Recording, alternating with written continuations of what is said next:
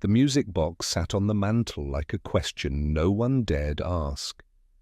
Lena Brooks adjusted the tea tray in her hands, her breath forming small clouds in the chilled air of the foyer. She'd been here 2 days, hired through an agency to cover the holiday week, while Julian Mercer's regular staff took leave. 2 days of careful distance, polite exchanges, and the kind of quiet that pressed against her ribs. Outside the tall windows, snow fell in perfect silence over the Vermont woods. Inside, the Mercer estate held a different kind of cold, the kind that had nothing to do with December. She moved through the dining room, past the half-decorated Christmas tree that leaned slightly to the left, its ornaments clustered only on the bottom branches. Someone had started. Someone had stopped. The scratch of pencil on glass made her pause. At the far window, a small figure knelt on the cushioned seat. Clara Mercer, 8 years old, pale fingers tracing shapes in the frost. Lena stepped closer, careful to keep her footsteps soft.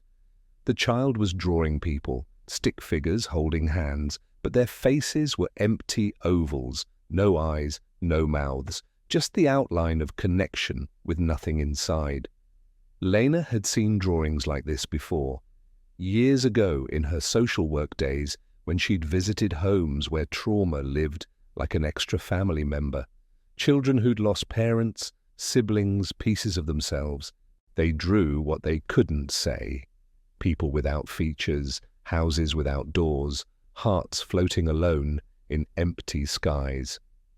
Clara added another figure to her frost gallery, smaller than the others, positioned slightly apart from the group. Watching, but not touching. "That one's you, isn't it, baby?" Lena thought, her chest tightening. "Standing on the outside, wondering if you're allowed back in." "Tea's ready, sweetheart," Lena said softly.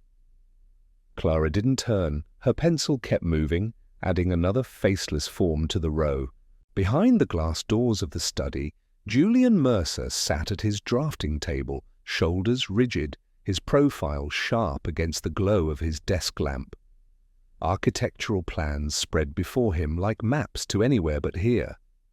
He didn't look up when Lena knocked lightly, didn't acknowledge the cup she set beside his elbow. "Thank you," he said, flat as stone. Lena's gaze drifted to the mantel. The music box gleamed in the low light, its lid closed tight, its painted winter scene, a woman skating on a frozen pond, pristine and untouched. Dust gathered at its base. In this house, she thought, even Christmas held its breath.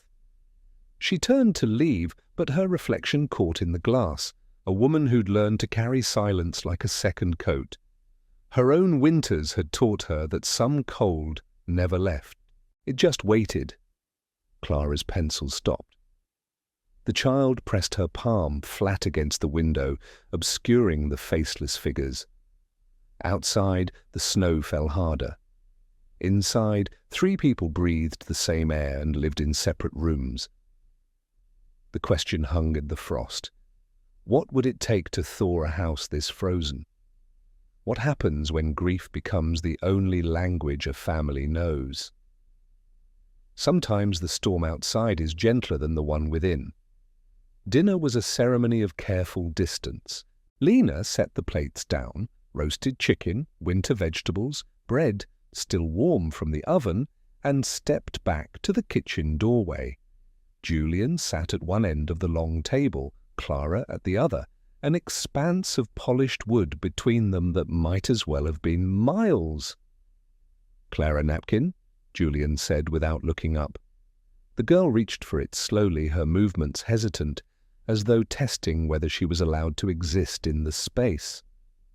Lena folded her arms, watching. She'd been hired for a week, just through Christmas, to manage the house while Julian's regular staff took holiday leave. 1 week. She'd told herself she could handle 1 week anywhere, even in a place that felt like a museum of loss.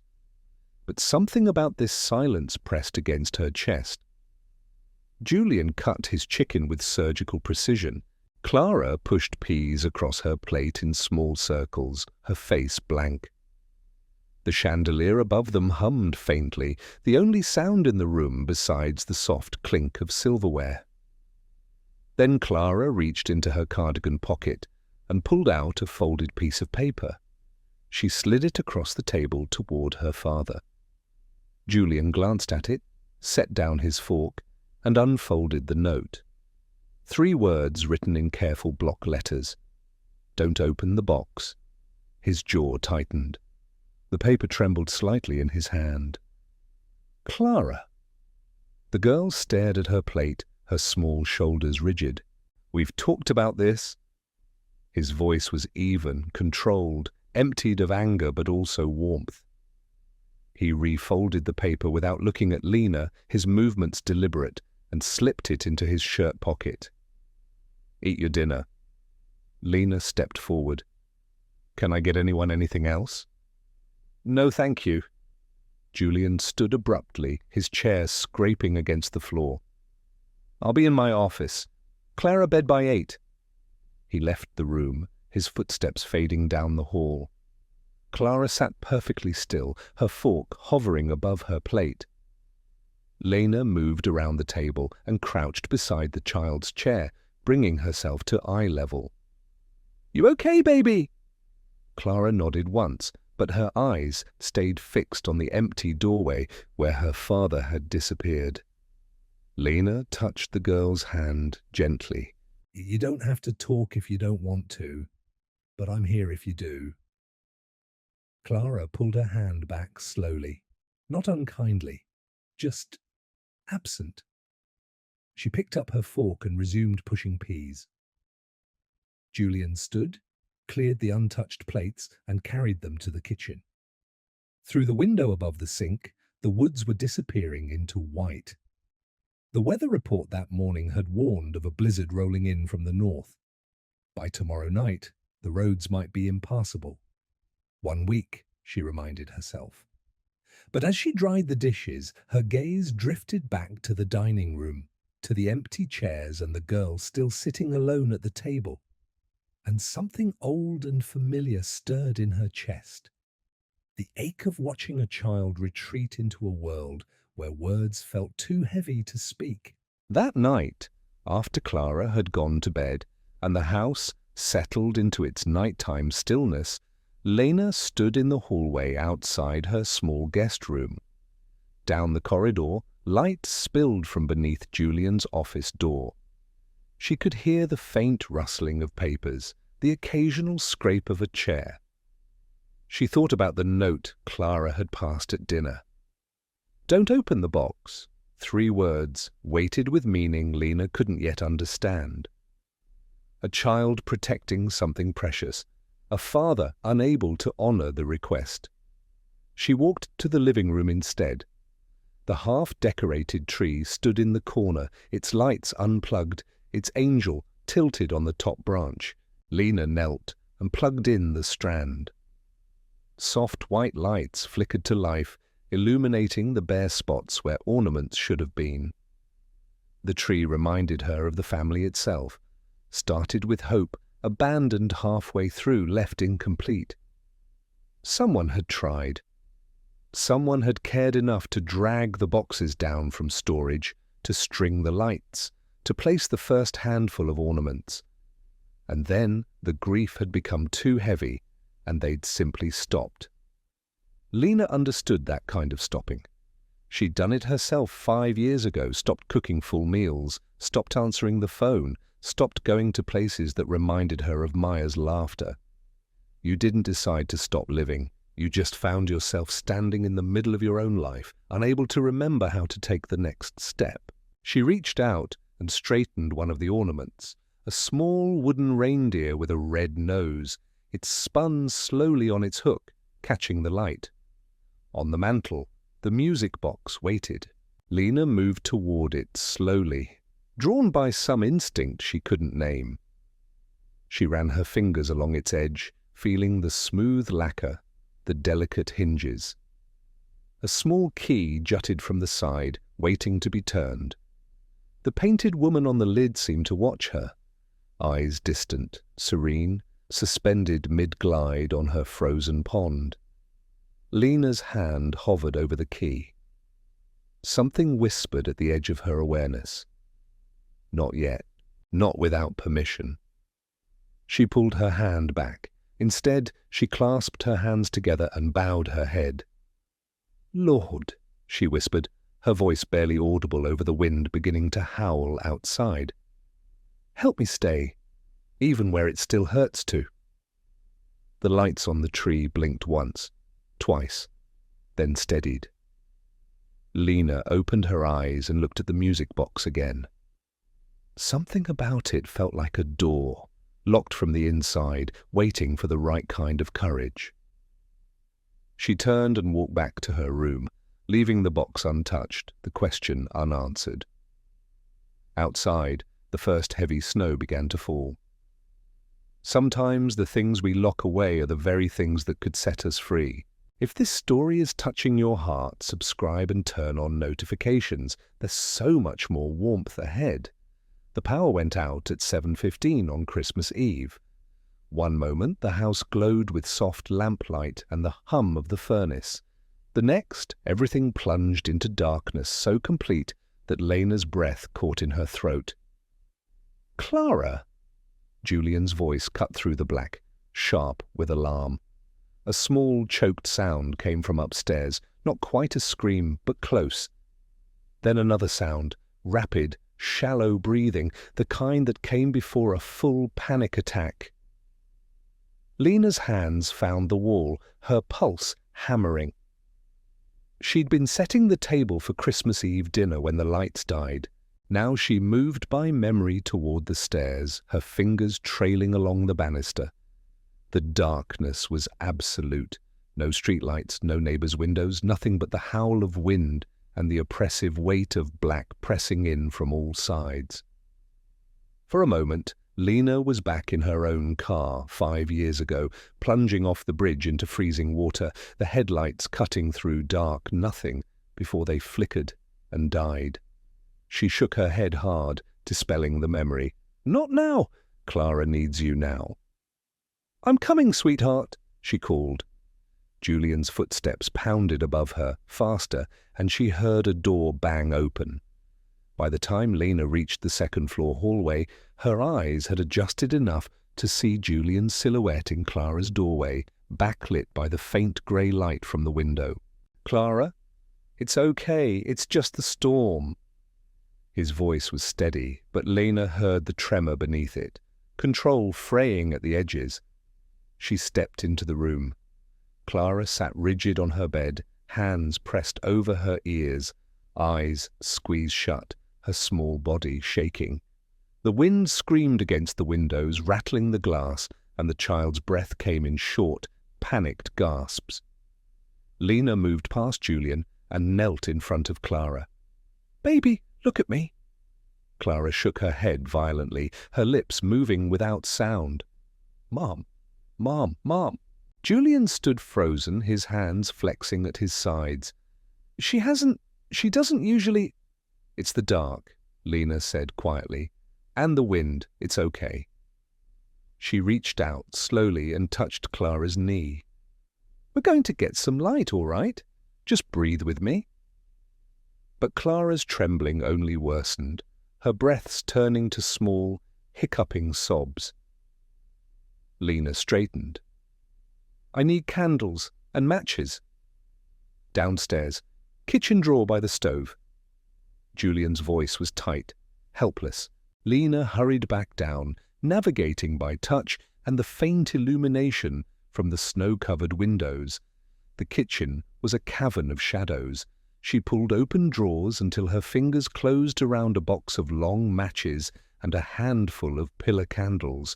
But as she turned to go, her gaze snagged on the living room mantel, the music box. She hesitated. Clara's note flashed in her mind. "Don't open the box." A child's plea, a boundary she had no right to cross. But Clara was upstairs, trembling in the dark, whispering for her mother. And Lena remembered, viscerally, painfully, what it felt like to need something familiar when the world went black and terrifying. She grabbed the music box along with the candles and matches, tucking it under her arm. Forgive me, she thought, though she wasn't sure if she was asking Clara, Julian, or the woman whose memory the box held. When she returned to Clara's room, the girl was rocking slightly, still whispering the same wordless plea. Julian stood by the window, staring out at the white fury beyond, his shoulders drawn so tight they looked ready to snap. Lena lit 3 candles and placed them on Clara's dresser, the nightstand, the windowsill. Warm, flickering light filled the room, pushing back the worst of the darkness. Then she set the music box on the bed beside Clara. "Look, baby," she said softly, "I found something." Clara's eyes opened, red-rimmed and wet. She stared at the box. Julian turned sharply. "What are you?" Lena wound the small key on the side, once, twice, 3 times. The mechanism inside clicked and released, and the first delicate notes of Silent Night drifted into the air, thin and tinny, but filling the room like a balm. Clara's breath hitched, her hands slowly lowered from her ears. Lena hummed along quietly, her voice low and steady, and Clara's trembling began to ease. The girl reached out and touched the lid of the box, her fingertips tracing the painted figure of the woman skating on the frozen pond. Julian stood, rooted in place, his face a mask of something Lena couldn't quite read. Anger, maybe, or grief, so old it had calcified into stone. "She loved this song," he said finally, his voice barely above a whisper. Lena met his gaze. "I know." "You don't." The words came out harder than he seemed to intend. He crossed the room in 2 strides and picked up the music box, cutting off the melody mid-phrase. The silence that followed was sharper than the wind. "You have no idea what that means to us." Lena stood slowly, her jaw tight. "You're right. I don't know your story. But I know what it's like to lose something so precious you'd rather freeze than feel it again." Julian's hands trembled around the box. "Don't pretend you care. You're here for a paycheck. That's all." The words landed like stones, and Lena felt the old, familiar wall go up inside her chest, the one she'd built 5 years ago when caring had cost her everything. She nodded once, slowly. "You're right," she said, her voice even. "I don't know you, and you don't know me."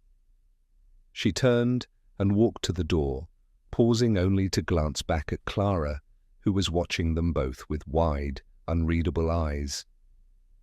"Good night, sweetheart," Lena said softly. She left the room, descended the stairs, and stood in the dark living room, her arms wrapped around herself. Through the tall window she caught her reflection in the black glass, a solitary figure, backlit by a single candle's glow. Upstairs, she imagined, Julian and Clara were 2 more shadows, separate and alone, each locked in their own kind of darkness, 3 people, 1 house, and nothing but walls between them. Outside, the blizzard howled, shaking the windows, burying the world in white. The house felt smaller now, trapped. And Lena realized with a quiet, aching clarity that she wasn't just caught by the storm outside. She was caught between 3 broken hearts, including her own, all learning too late what it cost to live behind walls. By morning, the world outside had disappeared. Lena woke to the pale grey light of snow-reflected dawn and the realization that the cold in her small guest room had teeth. She pulled on an extra sweater and stepped into the hallway, where her breath plumed in front of her face. No heat, no power. And from the muffled silence beyond the windows, no way out. Downstairs, Julian was already awake, crouched in front of the massive stone fireplace in the living room.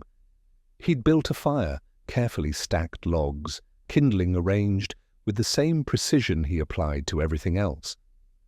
Flames crackled and began to climb, casting warm orange light across the hardwood floors. He didn't look up when Lena entered. "Roads are closed. Forecast says it won't clear until tomorrow at the earliest." Lena nodded, hugging herself against the chill. "How's Clara?" "Still asleep." He stood, brushing ash from his hands. "There's a wood stove in the kitchen. If we're going to eat, we'll have to use that." They worked in careful silence, moving around each other like strangers on a crowded train. Julian hauled firewood. Lena opened cabinets, assessing what could be cooked without electricity. Oatmeal, canned soup, bread that could be toasted over the flame. It should have been awkward. Two people who'd barely spoken, now forced into partnership by circumstance.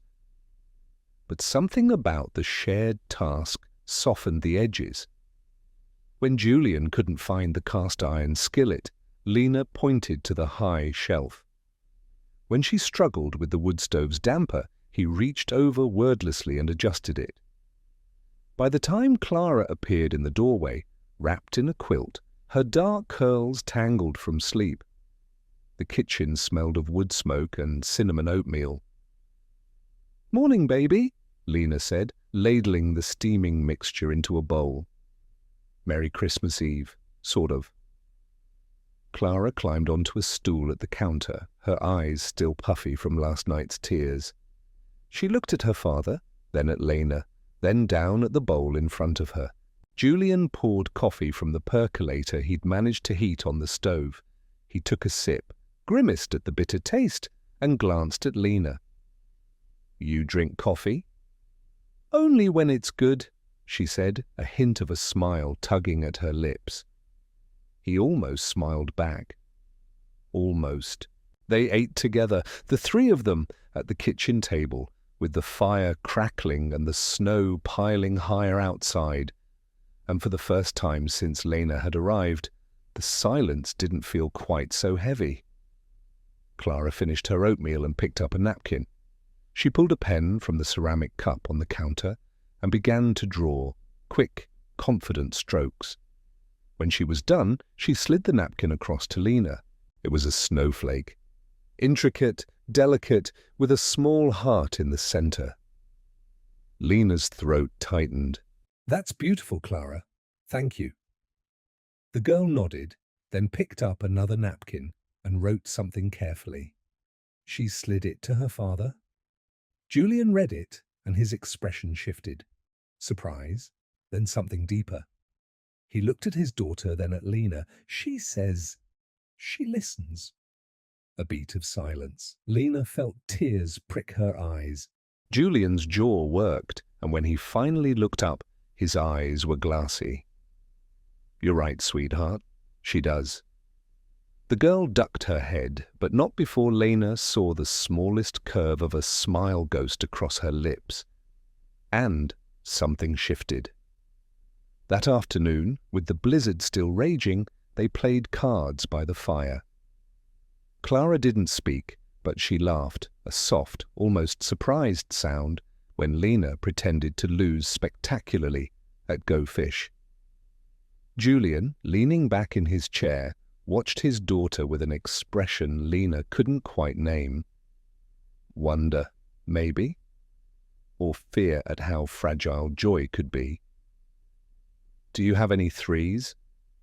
Clara held up her cards, hiding a smile. "Threes, me?" "Never heard of them." Lena made an exaggerated show of checking her hand. "Oh, wait, what are these?" She pulled out 3 cards with mock surprise. Clara giggled, covering her mouth with her hand. Julian set down his coffee mug, his gaze fixed on his daughter. Lena caught the shine in his eyes before he looked away, blinking rapidly. She understood. After a year of silence, a child's laughter sounded like a miracle, fragile and fleeting, something you were terrified to trust. "Your turn, Mr. "Mercer," Lena said gently, giving him a moment to collect himself. He cleared his throat. "Right. Clara, do you have any kings?" The game continued, punctuated by the crackle of fire and the wind battering the windows. But something had shifted in the room, warmth that had nothing to do with the flames in the hearth. When Clara went to get more cards from the study, Julian finally spoke. "I can't remember the last time I heard her laugh like that." Lena kept her gaze on the fire. "Kids need permission to be kids again. And I haven't been giving her that." It wasn't a question. Lena hesitated, then met his eyes. "You've been surviving. That's not the same as living, but it's not wrong either." Julian looked away, his hands folding and unfolding in his lap. "When my wife died, I thought the kindest thing I could do was keep everything contained, controlled. If I didn't let Clara see me fall apart, maybe she wouldn't either." He exhaled slowly. "But I think I just taught her how to disappear, how to protect things by locking them away, like that music box." The honesty in his voice cracked something open in Lena's chest. She set down her coffee cup, her fingers trembling slightly. "I had a daughter," she said quietly. Julian's head snapped toward her. "Her name was Maya. She was 6? Lena's voice was steady, but her eyes were far away. "5 years ago there was a blizzard, not like this one, mostly ice. I was driving her to her grandmother's house when I hit black ice on a bridge." She swallowed. "The car went off the road. She didn't survive." Julian's face went pale. "Lena, I thought I'd never look at snow again," she continued, her gaze drifting to the window where white still fell in sheets. "Every winter felt like a punishment. I quit my job as a social worker, stopped going to church, stopped everything." She turned back to him, her voice taking on an almost motivational tone, not for him, but for herself, speaking the truth she'd finally learned. "But maybe cold places need someone willing to stay. Maybe that's the most inspirational thing we can do, choose to stay, when every instinct says to run." The fire popped, sending a shower of sparks up the chimney. Outside, the wind howled, but inside, the silence was different now, full instead of empty. Julian's voice was rough when he finally spoke. "I'm sorry. For what I said last night, you didn't deserve that." "No," Lena agreed. "I didn't." "She listens," Julian said suddenly.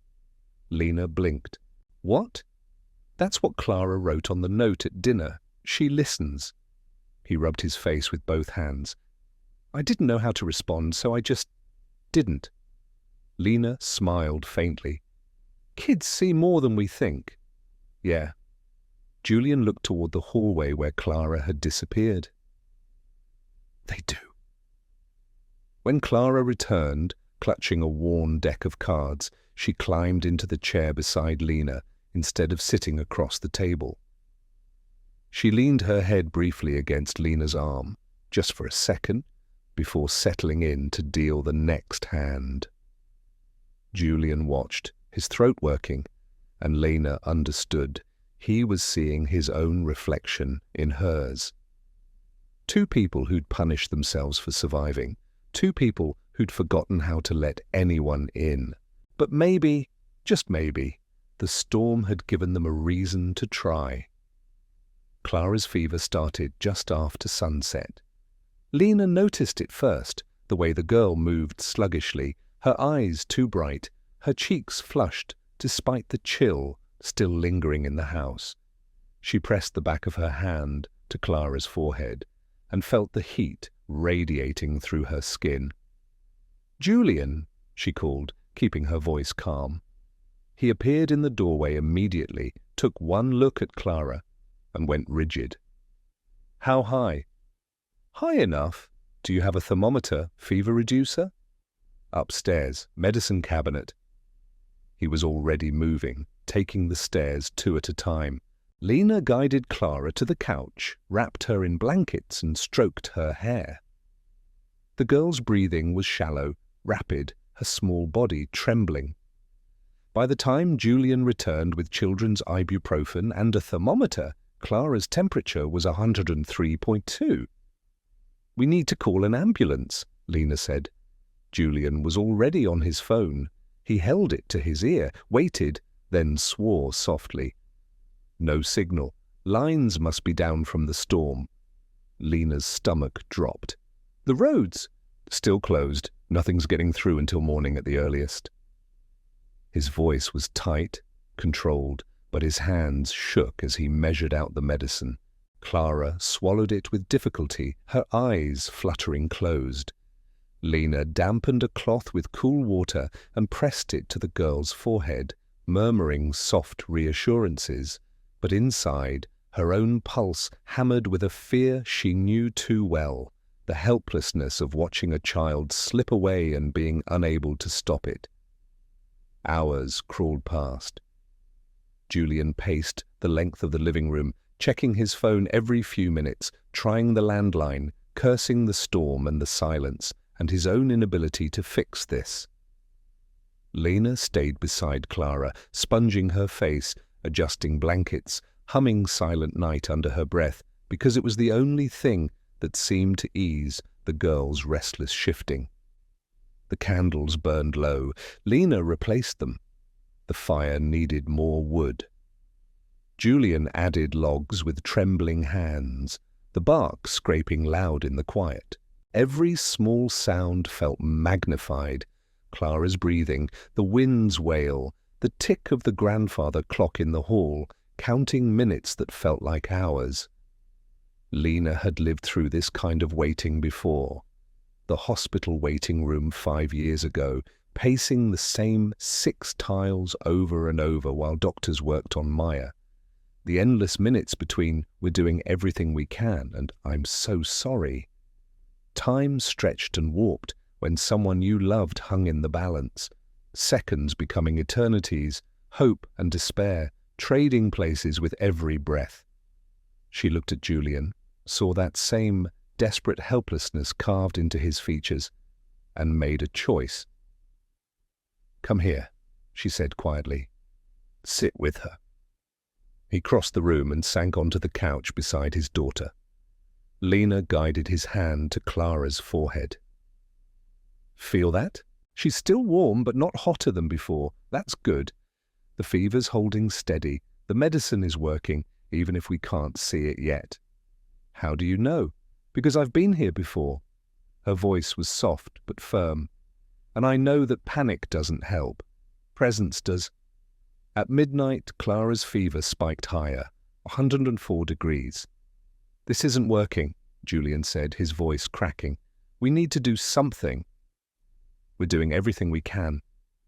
Lena's voice was firm but compassionate. "The medicine needs time to work. We keep her cool, keep her hydrated, and watch her carefully." "What if it doesn't?" The question came out raw, stripped of pretense. Julian sank into the chair across from them, his head in his hand. "What if I lose her too?" Lena looked at him. This man who'd built walls so high he'd forgotten how to climb down. This man who was, in this moment, nothing but a terrified father facing his deepest fear. "You won't," she said quietly, her voice steady and almost motivational in its certainty. "Not tonight. Not like this. You don't know that." "No." She paused, stroking Clara's damp hair. "But I know what giving up looks like. And I know that whatever happens, Clara needs you to stay. Not just in the room, but present. She needs to feel you here." Julian lifted his head, his eyes red-rimmed. "I don't know how." "Then learn." Lena's voice was gentle but unyielding. "Because love isn't about keeping doors locked, Julian. It's about opening them even when you're terrified of what you'll feel." He stared at her, and for a long moment the only sound was Clara's labored breathing and the wind still battering the windows. Then Julian moved. He crossed to the couch and knelt beside his daughter, taking her small hand in his. His shoulders shook, and when he spoke, his voice was barely a whisper. "I'm sorry, Clara. I'm so sorry." I thought if I didn't let myself feel too much, it wouldn't hurt as much. But I think I just hurt you instead. He pressed her hand to his cheek, tears slipping down his face. I'm here now. I'm not going anywhere. I promise. Lena's own eyes burned. She reached out and rested her hand on Julian's shoulder, a quiet offering of solidarity, of shared grief, of something deeper than either of them had words for. And in that moment, the three of them were not strangers brought together by circumstance. They were something else, something fragile and fierce and entirely human. Clara stirred, her eyelids fluttering. Her lips moved, shaping a single word. Dad! Julian's breath caught. I'm here, sweetheart. "I'm right here." Her small fingers tightened around his, and she drifted back into fevered sleep. At 3 a.m, the fever finally began to break. Clara's breathing evened. The flush in her cheeks faded. Her temperature, when Lena checked it again, had dropped to 101. Julian, still kneeling on the floor, let out a shuddering breath and covered his face with his hands. Lena stood, her legs stiff from hours of sitting, and moved to the window. Julian stood and joined her at the window.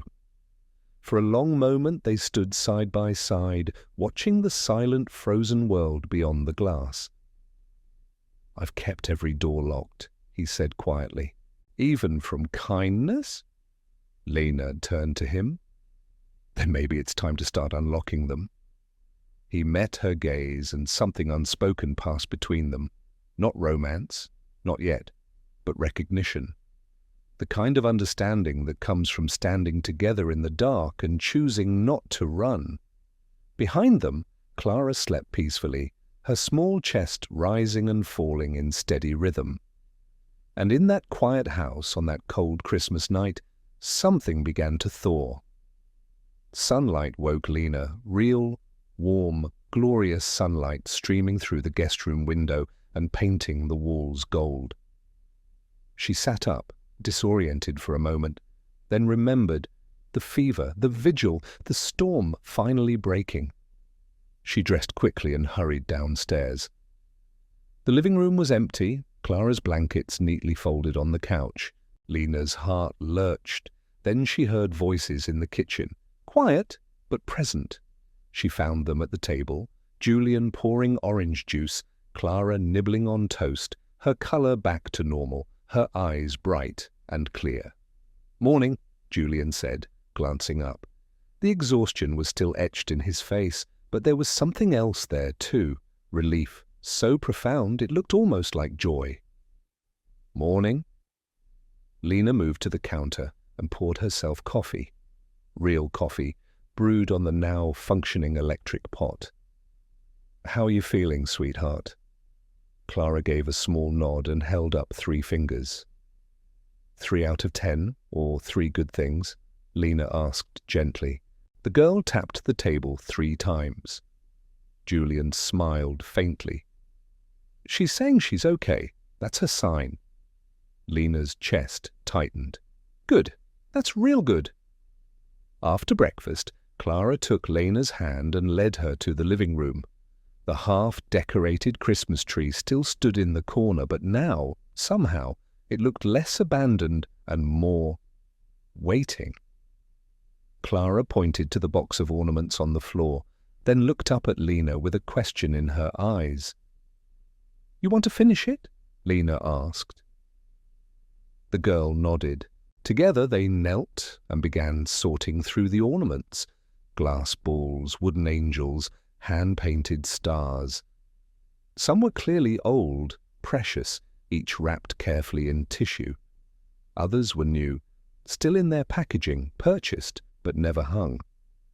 Clara handled each one with care, holding them up to catch the light before passing them to Lena to hang. Julian appeared in the doorway, a dish towel slung over his shoulder, and stopped.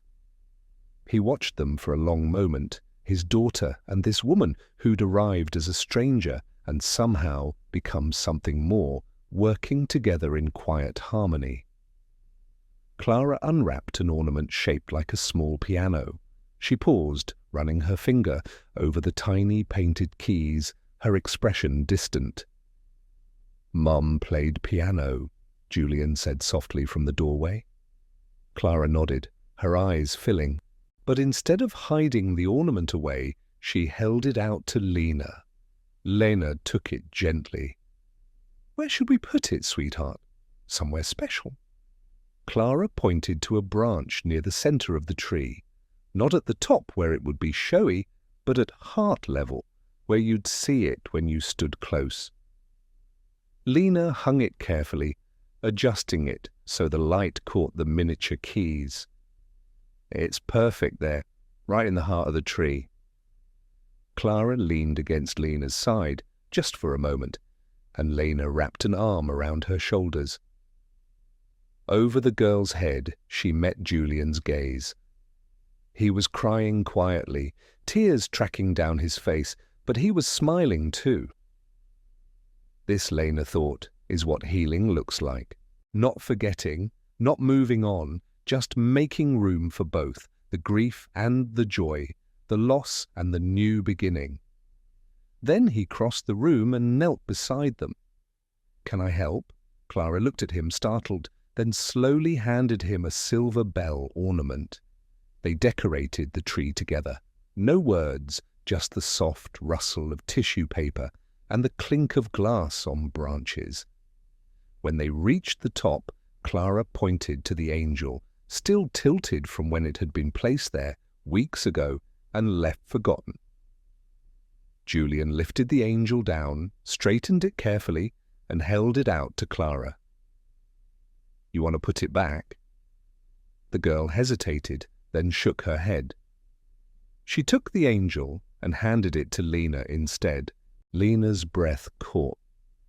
"Oh, baby, I don't think—" Clara pressed it into her hands, insistent. Julian met Lena's gaze over his daughter's head. His eyes were wet, but his voice was steady.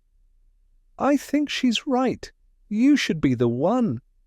Lena's hands trembled as she climbed onto the step stool and placed the angel on the highest branch. It sat perfectly upright, its golden wings catching the sunlight streaming through the windows. When she stepped down, Clara took her hand on one side and her father's on the other, forming a small, imperfect circle in front of the tree. And in that moment, something clicked into place. Not with fanfare, but with the quiet certainty of something that had always been meant to happen. Then, from across the room, a soft, mechanical click broke the silence. They all turned. The music box sat on the mantel, untouched, but its lid was lifting slowly, as if moved by invisible hands. The tiny mechanism inside began to turn, and the first delicate notes of Silent Night filled the room. None of them had wound it. Clara's eyes went wide. Julian's breath caught. Lena felt the hair on her arms rise, not with fear, but with something deeper, the sense that they were witnessing something beyond explanation, a blessing, a release. The melody played out, gentle and pure, filling the room with something that felt almost like grace. Julian closed his eyes. Lena squeezed Clara's hand, and the girl, who hadn't spoken in over a year, leaned into her father's side. The music box wound down, the final notes of Silent Night fading into stillness. In that stillness, Clara whispered, so softly it was almost lost, but clear as morning light. Mum would have liked her. The words hung in the air like snowflakes, suspended in time. Julian's eyes flew open. He looked down at his daughter, his lips parting in shock. For a heartbeat, no one moved, no one breathed. Then his face crumpled, and he pulled Clara into his arms, holding her as though he'd never let go, his shoulders shaking with silent sobs.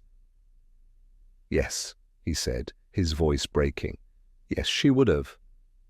Lena stepped back, giving them space, her own tears slipping hot and fast down her cheeks.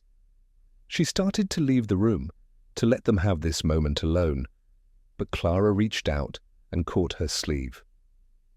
"Stay," the girl said, her voice small and clear as a bell. Lena froze. She looked at Julian, whose eyes said everything his mouth couldn't. She looked at Clara, whose small hand still gripped her sleeve like an anchor, and she realized, with a clarity that stole her breath, she'd come to this house expecting to survive a week, but somewhere between the blizzard and the fever, between the silence and the music box, she'd found something she thought she'd lost forever. A reason to stay. She knelt and pulled Clara into a hug, and Julian wrapped his arms around them both, and for a long, quiet moment, the three of them stood together in the light, no longer strangers, no longer separate. A family, chosen by storm and circumstance, and the simple, terrifying courage to let each other in. The roads opened just after noon. Lena heard the distant rumble of plows clearing the main highway, the scrape of metal on asphalt carrying across the snow-hushed woods. Julian stood at the window, phone pressed to his ear, speaking in low tones to someone, probably his office, or maybe the hospital, checking in, confirming Clara was all right. Lena sat at the kitchen table, her packed duffel bag at her feet. Her contract was for 1 week. The week was over. The roads were clear. It was time to go. She told herself this firmly, logically, the way she'd told herself so many things over the past 5 years. Don't get attached. Don't stay where it hurts. Don't let yourself hope. But hope had a way of sneaking past even the strongest defenses. Clara appeared in the doorway, still wrapped in the quilt from the night before.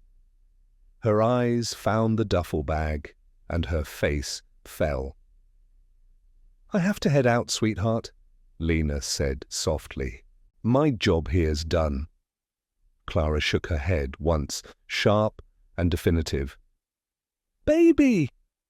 The girl crossed the room and grabbed Lena's hand, squeezing it hard. Her mouth opened, closed, then opened again. The effort of shaping words after so long was visible, a physical struggle, like learning to breathe underwater. "Don't go." 2 words, small and trembling but absolutely clear. Lena's throat closed. She cupped Clara's face gently. "Oh, sweetheart, please." Clara's voice cracked. "Please don't go." Julian appeared in the doorway, having heard everything. He leaned against the frame, his expression raw. "She's not the only one who wants you to stay," he said quietly.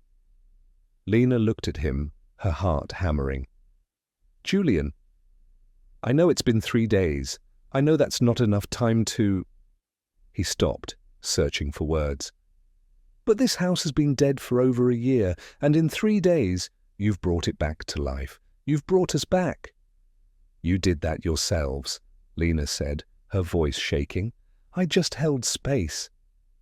"That's more than anyone else has done." Julian crossed the room and crouched beside Clara, his hand resting on his daughter's shoulder. "We're not asking you to stay forever. We're just asking you not to leave today." Lena closed her eyes. The duffel bag at her feet suddenly felt like an anchor, weighing down a choice she knew she'd already made somewhere deep inside. She thought about the apartment waiting for her back in Burlington. Small, quiet, filled with nothing but her own echoes. She thought about the referrals she'd turned down, the life she'd put on hold, the way she'd convinced herself that being alone was safer than risking love again. And then she thought about Clara's laughter yesterday, the music box playing in the firelight, Julian's hand in hers as they watched his daughter sleep off the fever. The way this house, in just 3 days, had begun to feel less like a job and more like home. The word terrified her. But maybe that was the point. Maybe the things worth having were always a little terrifying. Lena closed her eyes, feeling the weight of the invitation, the terrifying, beautiful possibility of stepping into something new after so many years of running from exactly this kind of vulnerability. When she opened her eyes, Clara was watching her with an expression of such open, unguarded hope that Lena's last defense shattered. "Okay," she whispered. "Okay, I'll stay." Clara launched herself into Lena's arms, burying her face in her shoulder.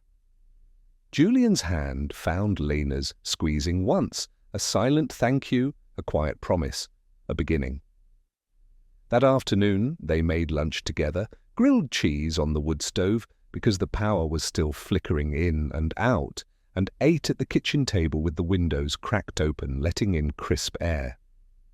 Clara chattered softly, hesitant at first but growing bolder with each word, telling Lena about the drawings she'd made, the books she wanted to read, the snow fort she wanted to build when she felt stronger.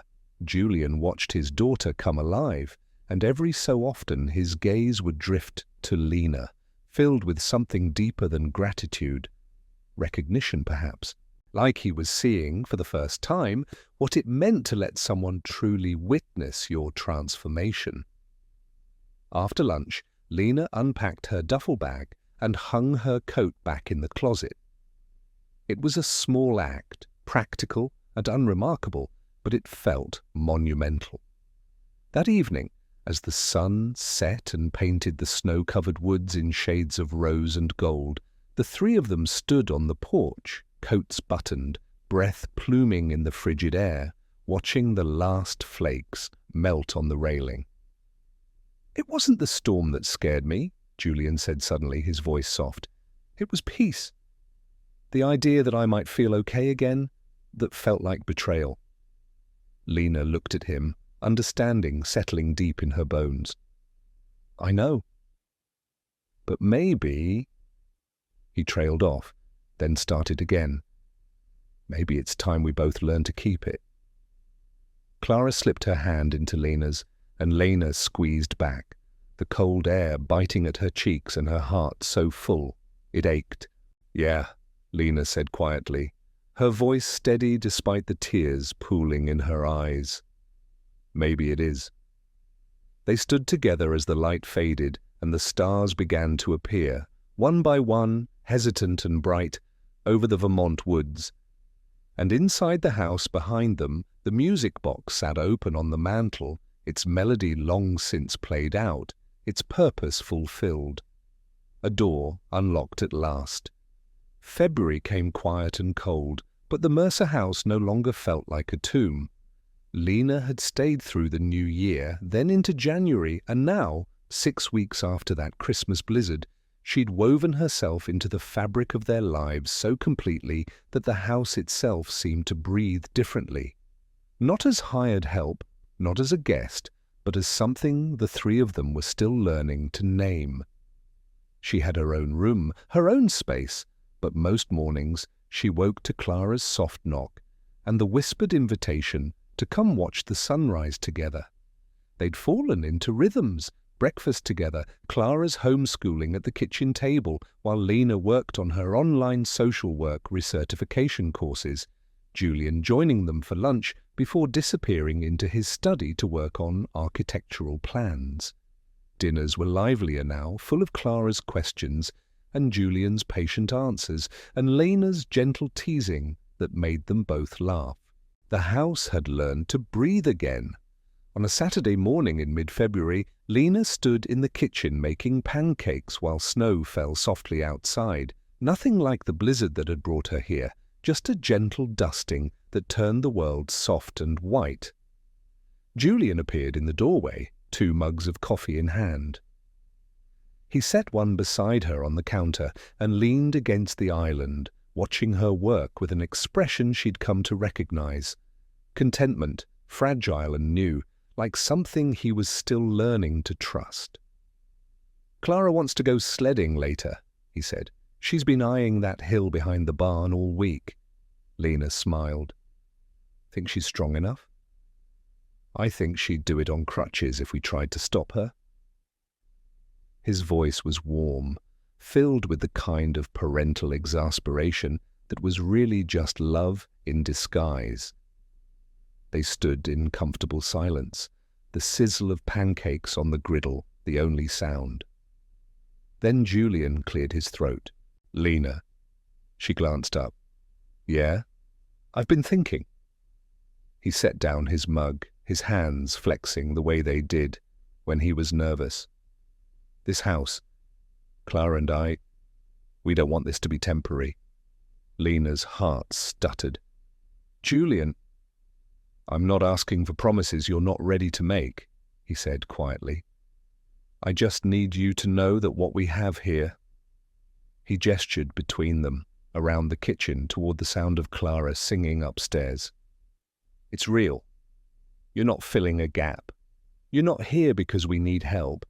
You're here because we need you. Lena's eyes burned. She set down the spatula and turned to face him fully. Are you certain? I've never been more certain of anything. His voice was steady. The question is whether you feel it too. Lena thought about it. The 5 years she'd spent running from grief, the walls she'd built around her heart, the way she'd convinced herself that caring again was too dangerous. And then she thought about the music box playing in the firelight, Clara's small hand in hers, Julian's quiet strength, proof that love didn't have to be loud to be real. I am, she said softly. I'm sure. Relief flooded Julian's face and he stepped forward, closing the distance between them. He cupped her face gently, his thumb brushing away a tear she hadn't realized had fallen. Then stay, he whispered. Not as a guest, not as help. Just stay. Okay, Lena breathed. Okay. He kissed her then, softly, reverently, with the kind of tenderness that felt like a promise. It wasn't fireworks or grand romance. It was quieter than that, deeper. The kind of romance that grew from shared storms and honest tears, from choosing to stay when leaving would have been easier. It was the slow, steady warmth of something built to last. When they pulled apart, Clara was standing in the doorway, her eyes wide and sparkling with mischief. Gross, she said, grinning. Julian laughed, a real, full-bodied laugh that Lena had only heard a handful of times, and scooped his daughter into his arms. You weren't supposed to see that. Too late. Clara squirmed free and grabbed Lena's hand. Does this mean you're staying forever? Lena knelt and looked the girl in the eye. Is that what you want? Duh! Clara rolled her eyes in that way only 8-year-olds could pull off. You're family now. Family. The word settled over Lena like a blanket. Warm, safe, almost too good to believe. But she did believe it, because she'd learned, in the span of 3 frozen days and 6 slow weeks, that family wasn't something you were born into. It was something you built, one choice at a time, one opened door at a time, one brave act of staying when leaving would have been easier. That afternoon they went sledding. The hill behind the barn was steep and wild, and Clara shrieked with laughter every time she careened down it, snow spraying in her wake. Julian and Lena stood at the top, watching her climb back up each time, breathless and beaming. She's going to be sore tomorrow, Julian said. Worth it, Lena replied. He slipped his arm around her waist and she leaned into him, letting herself be held, something she hadn't done in longer than she could remember. Below them, Clara waved, her cheeks pink from cold and exhilaration, and Lena waved back, her heart so full it felt almost too much to contain. That night, after Clara had gone to bed and the house settled into its familiar nighttime quiet, Lena stood in the living room in front of the mantel. The music box sat where it always did, its lid still open from that morning's mysterious playing. Julian joined her, slipping his hand into hers. "Do you think she'd mind?" Lena asked softly. "Your wife, that I'm here?" Julian was quiet for a long moment. Then he squeezed her hand. "I think she'd be grateful. That Clara has you. That I have you. That we're not stuck anymore."